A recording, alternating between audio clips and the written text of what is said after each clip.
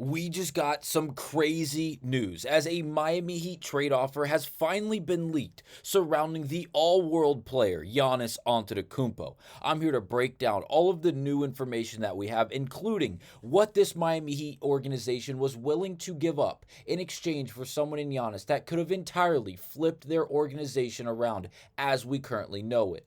I'm here to break down all of the moving parts and all of the new information that we have on this episode of Heat Digest. We do appreciate you clicking on the video, but make sure you scroll down and smash that subscribe button if you're a part of the 80% watching this video not currently subscribed to the channel. We do appreciate the love and support, so thank you guys. But now let's not waste any more time and get right to the new information that we have, highlighting the details surrounding what the Miami Heat were willing to give up at the trade deadline earlier this NBA season in hopes to acquire an all-world talent in Giannis Antetokounmpo. This was a topic of conversation for far too long, and this is not the first time. And honestly, I don't think it'll be the last, as Giannis and this Miami Heat organization have been in connections year after year after year. Whether or not there's any structure or actual concrete information behind this idea, it seems like Giannis and this Miami Heat team, and really this Miami Heat organization, being connected to any and all big name stars that have any glimpse of conversation surrounding them being moved either at the deadline in the middle of an NBA season or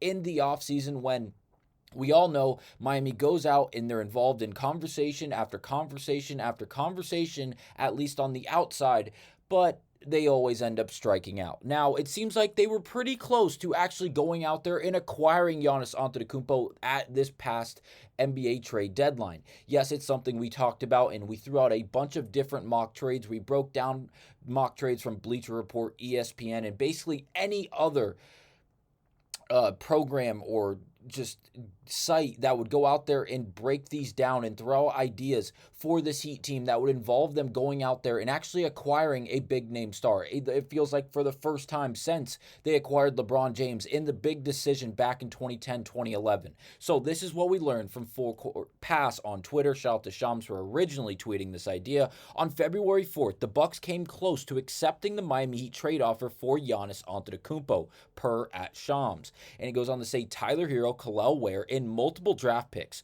Ownership decided to hold on to Antetokounmpo and pursue a stronger offer in the summer. Now, this is the biggest piece of information we have gotten, at least since the NBA trade deadline, when we were told by Brian Windhorst, Shams, and other credible NBA insiders who were giving us pieces of information surrounding Giannis, whether it was with Miami specifically, or the New York Knicks, or any other team. It felt like there was a collection of teams that were going after Giannis. And now it seems like, yes, or at least the idea was back at the trade deadline, that yes, Miami's very much involved. But do they have enough to get Milwaukee to actually pull the trigger and give up an all-star, an all-world type of player in Giannis at the trade deadline, where it seems like everyone's back is against the wall? Giannis is kind of forcing his way out. Milwaukee without Giannis would then end up winning, 2 games through the rest of that second half of the NBA season because of the roster they had constructed,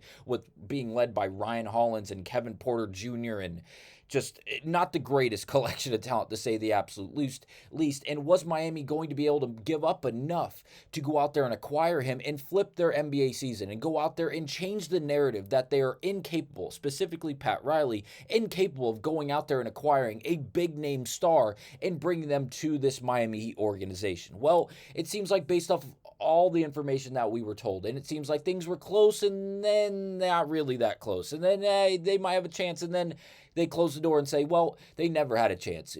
Milwaukee was never going to trade Giannis. They were just doing it simply as leverage and as trade bait to see what offers they could actually materialize and actually acquire, just to have the door slammed in everyone's face. And now we're learning on April 8th of this year, just months after the NBA trade deadline expires, that things were relatively close, and a lot closer than anyone else was really painting, at least on the public side of things. So let's break down what this trade would have looked like. Tyler Hero was someone that I was barking on the mountaintops, please trade, please trade, please trade. And it wasn't because I have a vendetta against Tyler Hero. I enjoy Tyler Hero. I enjoyed him ever since he came out of the University of Kentucky. A legitimate two guard with a great ability to score the basketball and even greater ability to facilitate the basketball when he handles the basketball, excuse me. But the problem was the best ability for any player in any professional sport, especially an 82 game season in professional basketball, is availability. And that is something specifically this season we did not see from Tyler Hero. And when he was healthy and when he was able to go up until the last 2 weeks, 3 weeks or so, when it's been consistent, he's been in, he's been out. He's been back in, he was back out, and it was really hard for this Heat team to find a groove and find their rhythm when a key piece, one of the biggest key pieces of this Heat organization, specifically this season, was in and out of the lineup, and they couldn't fall back on him to become a main piece to this Heat organization. And obviously, we all know how this has played out with Norman Powell and Bam Adebayo and other key pieces involved in this Heat organization. As when Tyler was coming back, it was hard for Norman Powell to find his rhythm. Bam Adebayo went from being a scorer to not just being a complimentary guy, and then Tyler Hero went down again. Bam took another huge step forward offensively for a little bit, and then Tyler Hero came back, and it was just really hard for this team to actually mesh. So what did we see from Tyler Hero this year? Just under 22 points, 4 rebounds, and 4 assists for him this season in 31 minutes played. But the big problem is the amount of actual games he did participate in. Now, granted, in those games, he's been decently productive. I'm not going to say he was an all-star or an all-NBA player because he hasn't been, especially with the level of talent in today's game across the board, not only in the Eastern Conference, not only in the division that the Heat find themselves in the Southeastern Division, but also just in the collection of this league. West, East, regardless of division, it comes down to how great is Tyler Hero and where does he fit in amongst other players at his position, as well as just in the league in its entirety. And he's not in the top crop of players. Someone like Giannis Antetokounmpo, who very much is. Now, before we get to Giannis Antetokounmpo, let's get to the second piece of this trade, the bigger piece in my opinion, and that is the youngster in Kel'el Ware, someone that has really taken a huge leap forward this year. Yes, he still has huge moments of lapses and brain lapses where you simply can't take a corner three, fail to get back on defense, and I'll give up an easy basket because you failed to get back as the 5, as the anchor of the defense when Bam Adebayo is not on the floor. It's not just that, there's other glaring problems, but he really took leaps forward. He's made over 83s this season as a stretch 5. The defensive presence is immaculate when he's in the right place at the right time, which, like we mentioned earlier, it fails to happen a lot of the time, or at least some of the time. He would have been a cornerstone for this Milwaukee Bucks organization if that trade were to take place. Also, the draft compensation.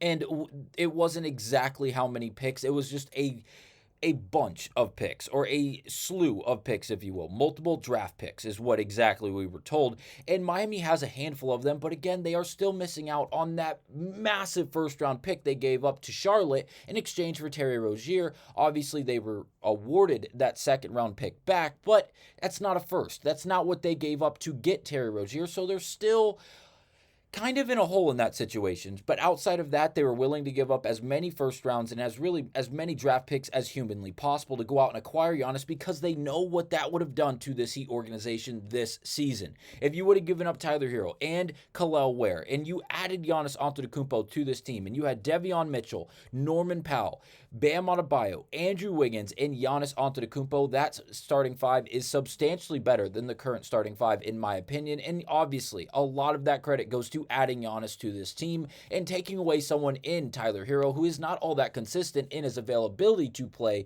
and get on the hardwood, but then taking away a youthful piece in Kel'el Ware that you'd hope to build around and hope that he continues to get better and better with the potential that you see in him, but then replace it with someone who is a bona fide all-star, an all-world, all-NBA player in Giannis Antetokounmpo, who can do it, mind you, on both sides of the court. Both on offense, he is a walking 25 to 30 points per game, while having the ability to facilitate at a damn good clip for someone who is the size and at the stature that he maintains, while also being a dominant defensive threat. Could you imagine Bam Adebayo and Giannis Antetokounmpo on the same team for 82 games? It would be they would terrorize opposing teams on the defensive end specifically, and then the two-man actions you could possibly acquire and run through them on the offensive end would even be scarier for a lot of these oppositions.